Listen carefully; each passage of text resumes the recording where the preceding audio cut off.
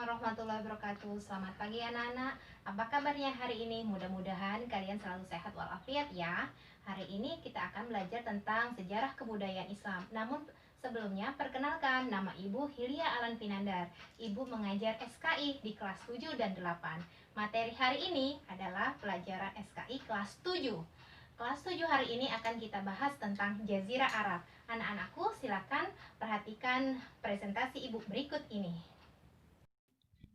Jazirah Arab artinya sebuah tanah semenanjung yang terletak di bagian barat daya benua Asia.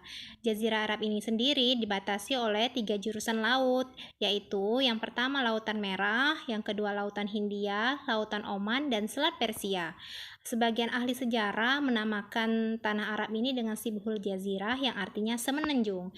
Namun orang-orang di Arab mengenalnya dengan Pulau Arab atau sebutan Jazirah Arab. Oke anak-anak. Oke, materi selanjutnya adalah bagian-bagian Jazirah Arab. Nah, bagian Jazirah Arab ini dibagi menjadi 2 bagian. Yang pertama bagian tengah dan kedua bagian tepi.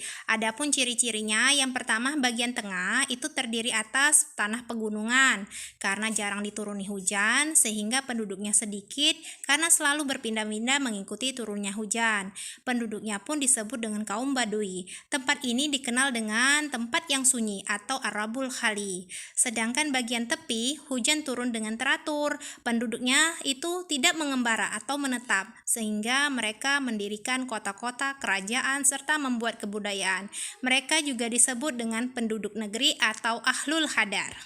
Oke, materi selanjutnya adalah bagian Jazirah Arab berdasarkan keadaan iklim. Nah, berdasarkan keadaan iklim, Jazirah Arab dibagi menjadi 5 bagian. Yang pertama Tihama.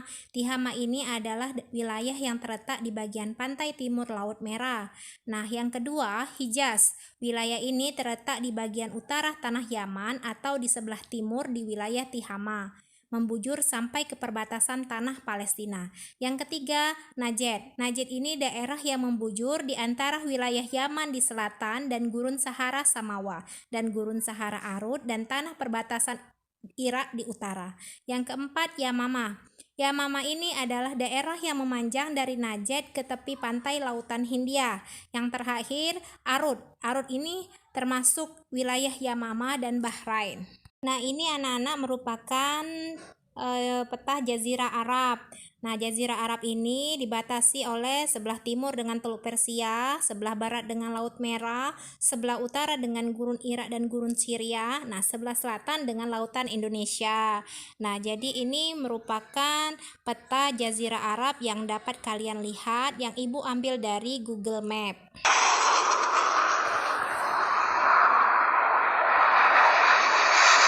Materi selanjutnya adalah negeri-negeri di Jazirah Arab sebelum Islam. Nah, maksudnya ini adalah bahwa negeri-negeri ini adalah bagian Jazirah Arab yang penduduknya tinggal menetap atau disebut Ahlul Hadar.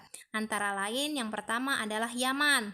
Yaman ini adalah tempat tumbuhnya kebudayaan yang paling penting yang pernah berkembang di Jazirah Arab sebelum agama Islam datang. Penduduk Yaman juga pernah memegang peranan penting dalam melancarkan perniagaan antara timur dan barat. Yang kedua, Kerajaan Sabah. Kerajaan Sabah ini mulai berdiri pada tahun 950 sebelum Masehi. Awal berdirinya ini kecil saja, tetapi kemudian bertambah besar dan luas. Nah, cerita yang paling terkenal ini adalah Ratu Balkis dan cerita Nabi Sulaiman, serta Bendungan Ma'arib yang suatu bendungan terkenal dalam sejarah. Nah, bendungan ini dibangun oleh arsitek-arsitek Yaman yang ahli dalam ilmu bangunan. Yang ketiga, Kerajaan Himyar.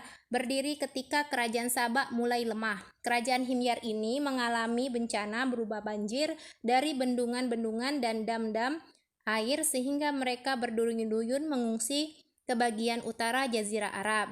Ini menyebabkan lemahnya Yaman dan membuka jalan Kerajaan Persia dan Romawi untuk campur tangan dalam urusan dalam negeri.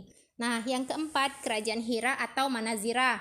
Kerajaan ini berasal dari suku-suku bangsa Arab yang berdiam di bagian utara Jazirah Arab, pada perbatasan antara Jazirah Arab dan Irak.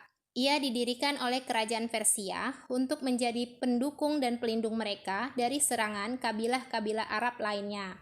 Nah, yang kelima adalah Kerajaan Ghassan atau Gassasina. Kerajaan ini adalah sebuah kerajaan dari suku bangsa Arab yang berdiam di sebelah utara Jazirah Arab pada perbatasan Jazirah Arab dengan negeri Syria. Nah, Gassasina itu sendiri diambil dari mata air di Syam, Ghassan. Kaum Gassasina memerintah di bagian selatan negeri Syam dan di bagian utara Jazirah Arab. Yang terakhir adalah Mekah. Mekah ini merupakan suatu kota yang terletak di wilayah Hijaz. Kota ini memiliki sejarah yang gemilang. Di sanalah terletak Ka'bah Al-Musyarrafah yang dimuliakan, yang dibangun oleh Nabi Ibrahim dan putranya Nabi Ismail. Ka'bah sangat dimuliakan oleh seluruh kabilah di Jazirah Arab.